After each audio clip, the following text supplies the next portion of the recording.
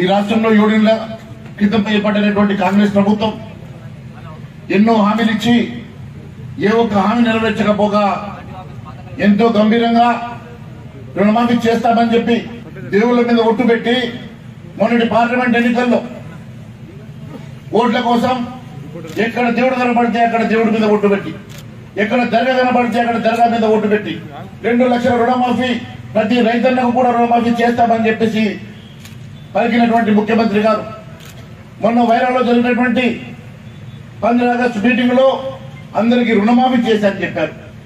మరి రైతన్నలు పెద్ద ఎత్తున రోడ్డు మీదకి వచ్చి మాకు రుణమాఫీ జరగలేదు, మా అందరికీ కూడా రుణమాఫీ జరగలేదని చెప్పి రోడ్ల మీదకి వచ్చిన తర్వాత ఈ రోజు మళ్ళీ దాని మీద సమీక్ష చేస్తా ఉన్నారు.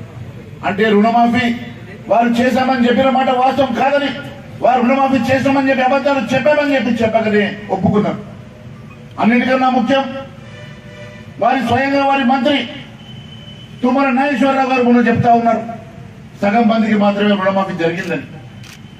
వారి మంత్రి పొంగురెడ్డి శ్రీనివాస్ రెడ్డి గారు చెప్తా ఉన్నారు ఇంకా 12,000 కోట్ల రూపాయల రుణమాఫీ జరగాల్సి ఉందని.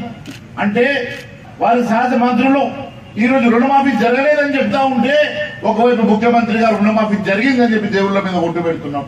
వారి ప్రభుత్వంలో ఉన్నటువంటి మంత్రులే రుణమాఫీ జరగలేదని చెప్తా ఉంటే ముఖ్యమంత్రి గారి డొల్లతనం ఈ రోజు బయటపడింది. ముఖ్యమంత్రి గారు వాస్తవాలు మాట్లాడతలేరు, అబద్ధపు మాటలు మాట్లాడుతూ ఉన్నారని చెప్పి వారి మంత్రులే చెప్పకనే చెప్పినట్టుగా తెలుస్తున్నది. ఈ రకంగా ఈ ప్రభుత్వం ఏది మాట్లాడినా, ఈ ప్రభుత్వం ఏది చెప్పినా వాస్తవ దూరంగా అబద్ధపు మాటలుగా బూటకు మాటలుగా తేలిపోతున్నది. ఈ రోజు ఏ రైతన్నైతే వాళ్ళకు భయపడక, ఎండకు భయపడక, తేళ్లకు భయపడక, పాములకు భయపడక దినము రాత్రి కష్టపడి పండించే రైతులను కూడా మోసం చేసేటువంటి ఈ ప్రభుత్వం మనుగడ సాగదు అని చెప్పి నేను తెలియజేస్తా ఉన్నాను. అబద్ధాల బూటకపు మాటల మీద, అబద్ధాల మాటల పురాతల మీద ఏర్పాటైనటువంటి ప్రభుత్వం ఎన్నో హామీలు ఇచ్చి ఒక్క హామీ కూడా నెరవేర్చని ప్రభుత్వం మళ్ళీ రైతులకు మోసం చేయడానికి ఈ రోజు రైతులనే కాదు దేవుళ్లను కూడా మోసం చేసింది. ఎక్కడ దేవుడు కనపడితే అక్కడ, ఎక్కడ ఏ ఊరికి పోతే ఆ ఊరు దేవుళ్ల మీద ఒట్టు పెట్టేటువంటి ముఖ్యమంత్రి గారు ఈ రోజు రైతులతో సహా దేవుళ్లను కూడా మోసం చేసిండు. దేవుళ్ల మీద ఒట్టు పెట్టి ఈ రోజు మళ్ళీ రుణమాఫీ చేయకుండానే రుణమాఫీ చేశానని అబద్ధాలు చెప్తా ఉన్నారంటే వారి వెంట ఉన్న మంత్రులే మరి రుణమాఫీ జరగలేదని చెప్తా ఉంటే ముఖ్యమంత్రి గారి అబద్ధాలు ఈ రకంగా బయటపడేది తెలియజేస్తా ఉన్నాను. మీరు ఏదో మాయ మాటలు చెప్పి తప్పించుకుందామని చూస్తున్నారేమో. ముఖ్యమంత్రి గారు మీ ప్రభుత్వాన్ని వెంటాడతాం, ఖచ్చితంగా మీ మెడలు వచ్చి మీరు ఇచ్చిన మాటకు రుణమాఫీ జరిగే విధంగా మేము పోరాటం చేస్తామని తెలియజేస్తా ఉన్నాను. భారతీయ జనతా పార్టీ రైతుల పక్షాన నిలబడుతుంది, భారతీయ జనతా పార్టీ రైతుల పక్షాన పోరాటం చేస్తుంది. మీరు రుణమాఫీ చేసే వరకు మేము ఖచ్చితంగా పోరాటం చేస్తామని తెలియజేస్తా ఉన్నాను. అంతేకాదు ఈ రోజు నేను మీ అందరి సమక్షంలో తెలియజేస్తా ఉన్నాను, ఇప్పటి వరకు ప్రభుత్వం ఎంతమందికి మరి రుణాలు మాఫీ చేసిందో మరి ఇప్పటి వరకు పబ్లిక్ డొమైన్ లో పెట్టలేదు.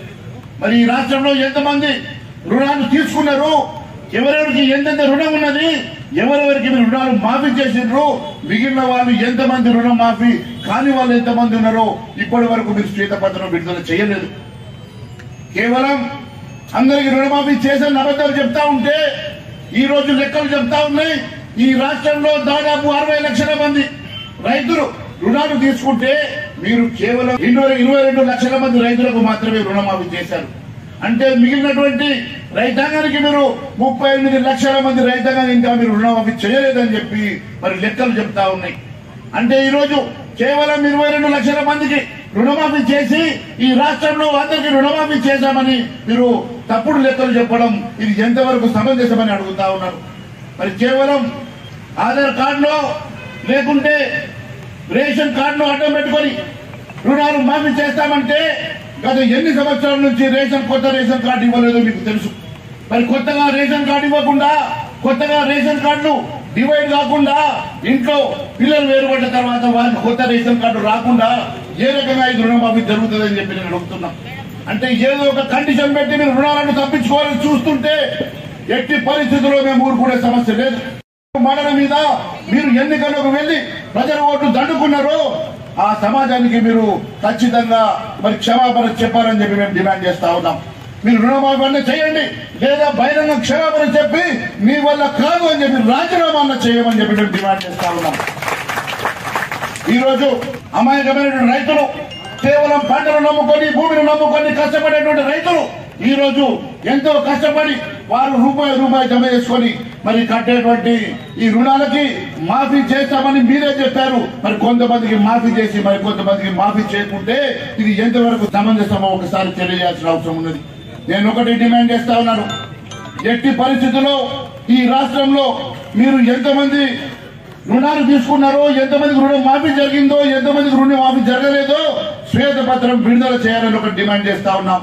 రెండోది, ఈ నెలాఖరు లోపల ఖచ్చితంగా రుణాలు తీసుకున్న ప్రతి ఒక్క రైతాంగానికి రుణమాఫీ చేయాల్సిందిగా మేము డిమాండ్ చేస్తా ఉన్నాం. లేని పక్షంలో భారతీయ జనతా పార్టీ తరఫున ఈ నెలాఖరు లోపల మీరు రుణమాఫీ చేయకుంటే బీజేపీ నాయకుడిగా నేను ఖచ్చితంగా నిరాహార దీక్ష చేస్తానని కూడా సభాముఖంగా తెలియజేస్తా ఉన్నాను. హైదరాబాద్ సాక్షిగా ఇందిరాబాద్ ముందు ధర్నా చౌకలో ఈ నెలాఖరు లోపల మీరు పూర్తిగా ఈ రైతాంగానికి రుణమాఫీ చేయకుంటే నేను రైతుల పక్షాన, ఈ రైతాంగం పక్షాన ఖచ్చితంగా నిరాహార దీక్ష చేస్తానని కూడా నేను తెలియజేస్తా ఉన్నాను. భారతీయ జనతా పార్టీ రైతుల పక్షాన్ని నిలబడుతుంది. భారతీయ జనతా పార్టీ రైతాంగం అండగా ఉంటది. భారతీయ జనతా పార్టీ ఖచ్చితంగా మీరు ఇచ్చిన హామీలు నెరవేర్చే వరకు ఖచ్చితంగా ప్రజల పక్షాన్ని నిలబడి మేము పోరాటం చేస్తామని కూడా సభాముఖంగా తెలియజేస్తా ఉన్నాను. మనందరం కలిసి కట్టుగా ఉండాల్సిన సమయం వచ్చింది. ఏదో ఒక రకంగా ఈ మమ్మల్ని డివైడ్ చేసే పరిస్థితి చేస్తా ఉన్నారు. ఎట్టి పరిస్థితుల్లో మనకు న్యాయం జరగాలన్నా, అందరికి రుణ విముక్తులు జరగాలన్నా అందరం కలిసి కట్టుగా ఒకటిగా ఉండి అందరం కలిసి ఈ ప్రభుత్వం మీద పోరాటం చేద్దామని కూడా పిలిపిస్తున్నా. మిత్రులారా, కేవలం మూటకు మాటలతోటి ఏ రకంగానైతే 420 హామీలు ఇచ్చి ఈ ప్రభుత్వం తప్పించుకునే ప్రయత్నం చేస్తా ఉన్నదో, ఏ రకంగానైతే 420 హామీలు ఇచ్చి మోసపూరిత పునాదుల మీద నిర్మాణమైన ప్రభుత్వం ఉన్నదో అదే మాదిరిగా ఈ రోజు రైతాంగాన్ని కూడా మోసం చేసే ప్రయత్నం చేస్తా ఉన్నది. ఎట్టి పరిస్థితుల్లో ఇవ్వటామని మరొకసారి తెలియజేసుకుంటూ భారత్ మాతాకి జై శ్రీరామ్.